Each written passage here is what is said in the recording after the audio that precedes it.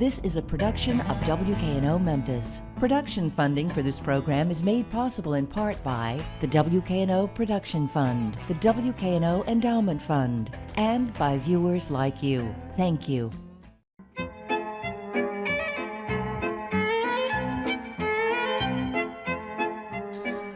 Vincent Astor has been a friend of WKNO for many years. He's well known around Memphis not only for his generosity, but also his knowledge of history.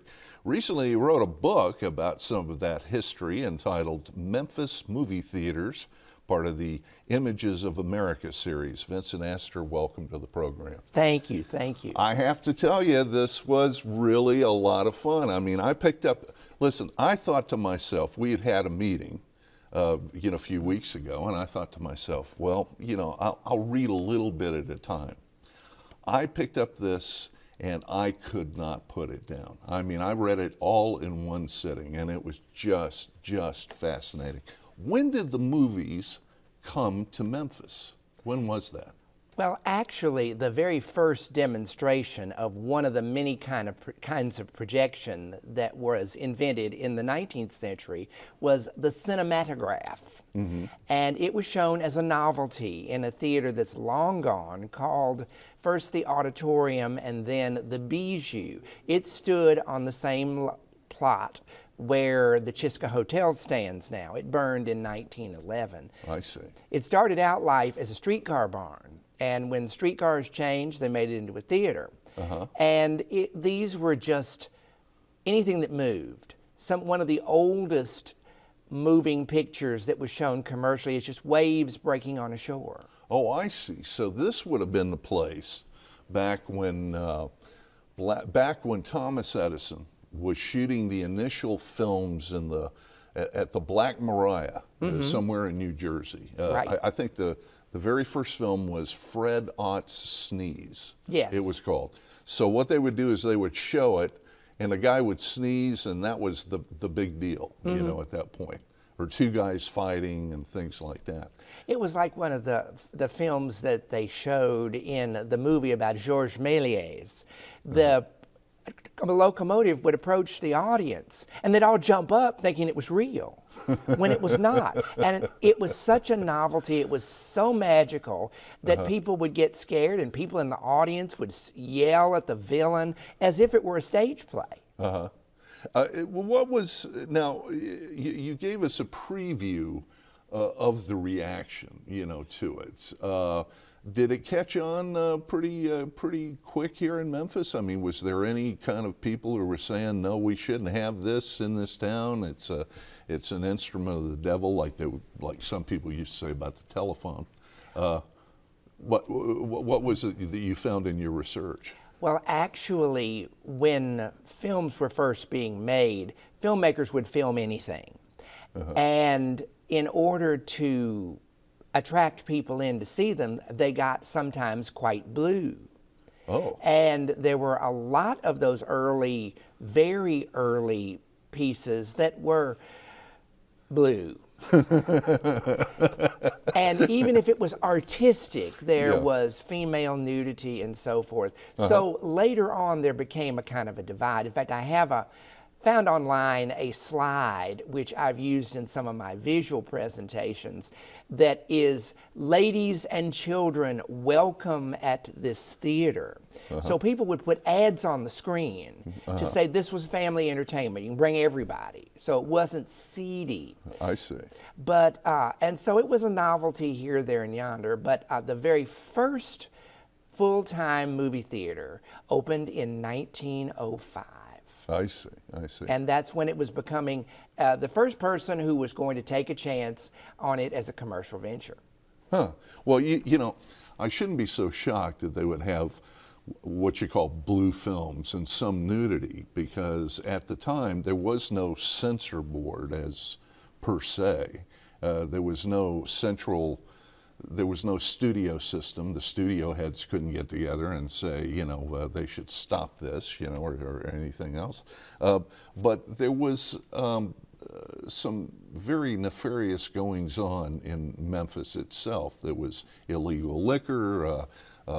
In doing research at the time, there were opium dens behind what was it, cleaning stores, and the police was trying to go after that. So I guess in a sense we shouldn't be surprised by that. What was one of the biggest theaters to open up? What was the first big movie theater that opened up? Well, let me digress and I'll answer something that you just said. Yeah. I forget what the first name of the man is, but his last name was Persica. And he was a gangster. In fact, he had turf, and Memphis was divided up among several people, particularly downtown. And his bar, Persica's Garden, actually was listed as a movie theater. And that's part of what they showed as entertainment. And of course, in the back room, there was gambling. Huh. So they did actually go hand in hand for a while in Memphis. Oh my goodness. But really, the biggest theater built ever, which had movies as one of its primary forms of entertainment, was the Orpheum, which is still standing. Oh yeah, yeah. Well, you know, that reminds me, one of the things, and one of the great things about this particular book is the fact that there are so many great pictures in here. And I think what we're going to do is we're going to take a look at some of them. Now, tell us what we're looking at. Well, that actually is the Grand Opera House that was built in 1890. It was built on the corner of Main and Beale, and in 1907 it became the first Orpheum Theatre. Mm-hmm. And it stood until 1923. There are some people who may still remember it, but a lot of people remember or would remember the fire that destroyed it in October of that year. The biggest audience in the theater's history gathered to watch it burn. Wow. And the headliner was Blossom Seeley, who was a singer with an act of her own, but not many people realize that one of the people on the vaudeville bill was Bert Lahr. Oh my gosh. Yes. The Cowardly Lion from The Wizard of Oz. Yes, in playing vaudeville in the early 20s. What's this next picture that we're looking at? Now that's the theater I just mentioned. That's the Bijou, which no one would remember at all, but that is where the cinematograph was first shown as a novelty in 1896. People think of movies as a 20th century invention, but it really wasn't. Movies were invented in the late 19th century. They were just perfected in the early 20th century and then became popular. I see. And this would be? That is the Lyceum Theatre. It was built in 1894 on the corner of 2nd and Jefferson. And you can see it bragged about how it was all electrically lit, no gas lights at all. And you can see around the edge, it was lit with those exposed light bulbs. And what's on the left is really one of the best things about this picture. It's a ceiling fan upside down on a pole. Oh, okay. Because see, it's over one of those side boxes. The place was filled with ceiling fans and even had windows on either side of one of the balconies because it was Memphis and the weather in Memphis hasn't changed that much. Oh my gosh. Now this one, which theater was this? This is probably one of the least remembered of the theaters. It was called first the Jefferson and then the Lyric. It was on Madison Avenue. The place where it stood is right over the Danny Thomas Street overpass. In fact, it's a gap between two buildings where there's a parking lot now, and that's about where the Lyric stood. But it was, we'll talk about this again, it was the three most important things about where to put a theater: location, location, and location.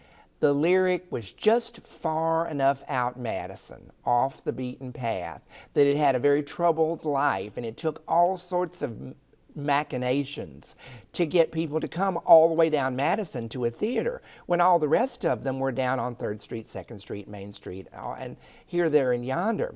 In fact, the sign for the Lyric stretched across Madison from one side to the other, so you could look down Madison and see the big word Lyric. Oh, okay. And it burned in the 40s, 1945, I believe. I see. Now, we see on the left-hand side of the screen a famous Memphis name. And it's a very famous for two reasons. Charles Dinstall Sr.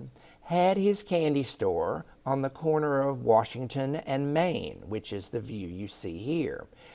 You see on the left there's a little row of light bulbs, which would be in the windows. See, just past the sign is another building with the windows surrounded by light bulbs, which has sort of come back into vogue these days. Those lights are the Theatorium, the very first full-time movie theater in Memphis.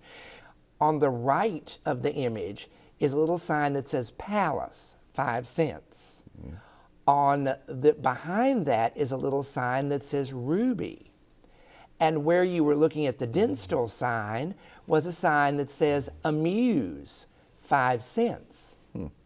Those are all Nickelodeon theaters. I see. And the word Nickelodeon is nickel in front of the Greek word for theater. They were theaters, and they were actually also live entertainment theaters, because in the early days, sometimes there was always only one projector. Right. And so the film had to be rewound. And in the very early days, there was no take-up reel where the film came off of one reel and onto another. It may have been run through the projector and go into a bucket. So it all had to be rewound to start over again. So there was always a singer or a musician or sometimes a small-time vaudeville act during these presentations, you know, between pictures. This looks to be roughly about the same time. Yes, this is 1907. And there's the optic. I think you can barely read moving pictures or motion pictures, and it's got the 5 cents on it on either side. And across the street from it, there are several buildings that are still there. There's Goldsmiths and the Main Street entrance to the Gayosa Hotel. The interesting thing about this picture is less Loews State than the little theater on its left, which is the Bijou. That is roughly the same address as the optic. And go ahead and do that. See, the optic is there on the right of that picture. That's roughly the same street address as the Bijou. Three different theaters under 3 different names occupied that address. Location, location, and location. And right next to this wonderful location, Loews State was opened in 1920. I see. And this one, this was the Princess, right? Yes.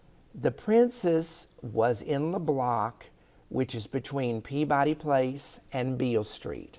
There was an alley that ran through the center of the block. And this was the first and most elaborate standalone theater that was built in Memphis. It's also the only one that has, in the terracotta, you see it's theater. All of the rest of them, from great to small, were theatras with the R-E reversed. I see. And this beautiful terracotta facade was hidden for most of the theater's life. This is 1913. When it was, and you can see between those pilasters on either side is a row of light bulbs, and the archway was studded with light bulbs. I see. And it's a very deep archway with a big fan light with light. And at night it was beautiful. I love these night shots with the Majestic on the side, Which is the same address as the Optic and the Bijou. I see. I love these old-fashioned signs. You can see in this night picture how the star at the top revolved. You see that it's a 5-pointed star, but it turned. I see. And this was what year? This was 1911. 1911. Or 1910. This comes from a book of night pictures from 1911 called Night in Memphis. And it was many pictures of the Main Street and a couple of the side streets that were lit and then augmented, so all the windows would be lit. I mean, you'd very seldom see a building with that many windows lit. Right. And it's got another interesting point. If you pull back some, see, right above the caption are the 2 huge globe lights that showed that the Majestic Theater was open at night. You see across the street the same two kinds of lights under the canopy of the Gayoso. You see practically no street lights. So those were in front of all the Nickelodeons and many of the other theaters to show that they were open at night. And they were some of the very earliest street lights. I see. And see, this is from the same book. It's the corner of Main and Beale. You see two theaters here. One is the old Orpheum in 1911. See, its deep entryway is brilliantly lit, and there are the two globe lights again. Right. And a little further down is a crescent-shaped sign right over that trolley car that says theater. That is the Columbia. I see. And you see the top of its front is also edged with lights. I see. Man, this was a hopping town back in those days. At any one time, there were probably, during the heydays in the early 20s and even in the 40s, there were about 50 movie theaters in operation at once in Shelby County. That's amazing. Now this is, if I remember correctly, this is over on Beale. It is. This is the original entrance, complete with the globe lights, of the Beale Street Palace.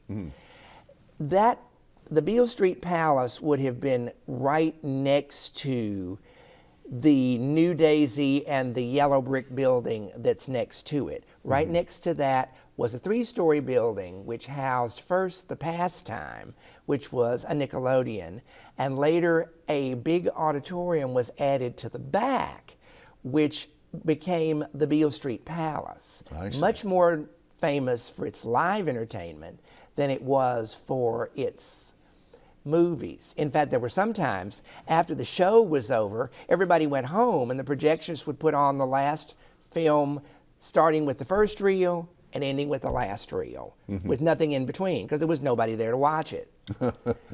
And this is 1939. 1939. Well, we jumped ahead just a little bit because we were before in the silent era. That's right. And the theater looked like this in the silent era, so it didn't change very much. But then we come into this theater, which was the old Ellis Auditorium, and you told me something that was really interesting about the first talkie. Yes. The auditorium was wired for sound, actually. The South Hall, the smaller hall, had provisions for movies because in the end of the 20s, when sound pictures were first becoming popular, it was very elaborate and expensive to convert a theater to sound, particularly temporarily. Well, since the auditorium was accustomed to shows coming in and out all the time, they would truck sound equipment onto the stage of the auditorium and show a movie in the South Hall. The Jazz Singer was one of those that we didn't get until 29. But it had a long run, and there were several sound pictures that came to the auditorium first before the rest of the theaters were converted. The auditorium was originally built as an arena. Some people remember the North Hall being an amphitheater and the ice show and the circus being in there, but originally, you see there's no proscenium. There's no stage. That floor in the middle with all the chairs on it was the stage floor, and it was on a lift. So the whole huge building could be one great arena. And then they wanted to divide it. The proscenium on either side was heavy canvas, and it flew in and out just like a backdrop. Now we're looking at an artist concept from, when was this? This would have been 1927 because the new Orpheum Theater was opened on November 19th, 1928. 85 years ago, last November. This is the rendering of the brand new Orpheum, which was to replace in the late 20s the old Orpheum that had burned in the early 20s. And the Warner. And this actually was part of an earlier chain named for Alexander Pantages. The real oldsters like my mother Remember, it was opened as the Pantages in 1921. Warner Brothers bought it in 1929. People wondered why the Warner had such a gigantic marquee. Well, it originally had a plain canopy, one of those like we've seen in previous pictures with the glass plates around the edge.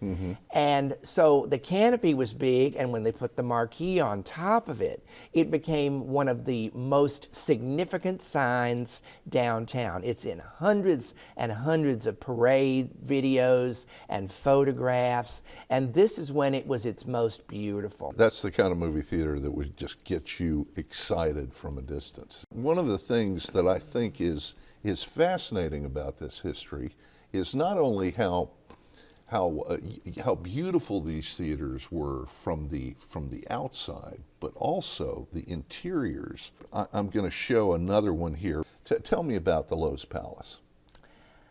There were 3 theaters being built at the same time: the Pantages and 2 theaters to be opened by Loews Incorporated. Loews State, which we saw earlier, was on Main Street and has a story all of its own, because it was, the auditorium of the theater was an existing building on 2nd Street. The entrance needed to be on Main Street, so it was also in an existing building. So it was at a very long lobby. The Palace was only a half a block deep and had an alley in the back, Barbaro Alley, which could not be blocked at all. So it had a wide, shallow lobby. This view is the mezzanine foyer of the theater, where the main lounges were. And you see on the left there was a glass wall between this foyer and the outer lobby. So you could look through the window and see the chandelier, and it would give the illusion of being in a bigger room. And if you look down under this chandelier, you can just see a couple of rows of seats where this was an open well. You see them there? Yes, I see. An open well over the back rows of seats. It had one big balcony which had 2 levels. You see on the sides where there's a little cutout, that's the tunnel that goes to the lower part of the big balcony, and the step boxes on either side. And then there was other entrances for the top part of the balcony. I know this is one of your great loves right here. Yeah, the organ. And which organ is this? Which theater is it from? This is the South Hall of the Auditorium, and this is a very lucky instrument. It is a 4-manual Kimball concert organ that was used for many, many things throughout its lifetime. And when the auditorium was taken down, it was carefully crated and put away in the basement. It was purchased by Bartlett Methodist Church, rebuilt, and sounds even better in Bartlett Methodist than it did at the Ellis Auditorium. I'm going to jump here a little bit. We're going to take a look at this picture here. What we're looking at is a younger Vincent Astor. This was taken around the 70s, right? It was 77 or 78. 77. It was after the theater had become the Orpheum again. And I'm wearing a 1940s Malco usher coat, which now belongs to the Pink Palace. And that was taken by the commercial appeal. It's average-sized guy next to gigantic light fixtures. But every once in a while, they'd take down the chandelier, and here you are giving it a nice polish. Was that something you did on a regular basis back then? As seldom as I can get away with it. That light fixture is about 12 feet high. You can get down inside of the bowl, and it's big enough to hide a body. Oh my gosh. It winches down from the ceiling in the same type of winch that's used to lift other heavy things like car motors. Right, right. And it takes 45 minutes to get it down and 2.5 hours of cranking by hand to get it back up again. You're pulling this long chain and pulling it and pulling it and pulling it until it finally gets back up there. It was said in 1928 that it weighed 2,000 pounds. Oh my goodness. Well, Vincent, the time has just flown by, and you have to promise me that you'll come back and we'll do this again. Certainly. All right, and the book is called Memphis Movie Theaters, and It is written by my friend Vincent Astor. Thank you for being on the show. You're welcome.